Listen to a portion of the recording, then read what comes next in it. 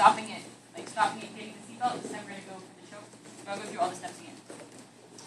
So I get here and I grab the same side of the gi, like my arm, that side of her body, this arm, this side of the body.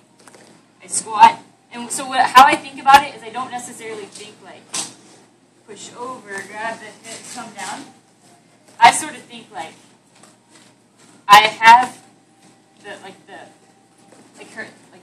half of her body is already that way, and I want to get the whole body that way. So I'm here and I just go down. But like how instead of like thinking step by step in my head, I look and I think half over there, I went it all over there. Just went everything that way. And so that's how I do it quickly without having to think step by step where I need to go. And then if I can get it over here and it's going over here, then I don't need to worry about pushing it over anymore because it's already going and I'm going to like switch to grabbing back here and controlling this. Once it's down, I want to just hold it down like that. I'm going to take my leg out, scoot around, get the seatbelt. Once I have the seatbelt, I can like hang out here and regroup for a minute and think, okay, what am I going to do?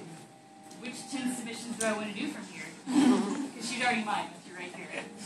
So I'm going to hug her close, step over, and so when I step over, what I have to worry about is like them trying to like catch my leg when I step over. So I want to make sure I step over and I get it close. And then I'm going to pull her up and over. I want her over here because it's just easier to manage and harder for her to get out. She's over here. So I take the hands not into the choking, straighten the knee out so that I can grab it and hand it into the choking.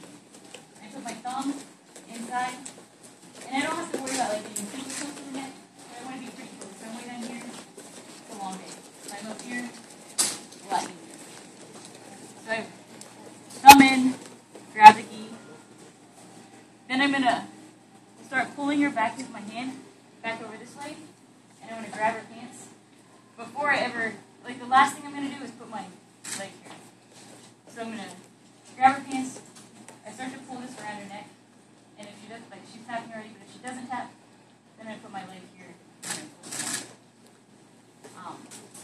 So I know like a lot of people when they do this, they have a hard time figuring out which way to pull. They'll pull down, they'll pull straight, or they'll pull across.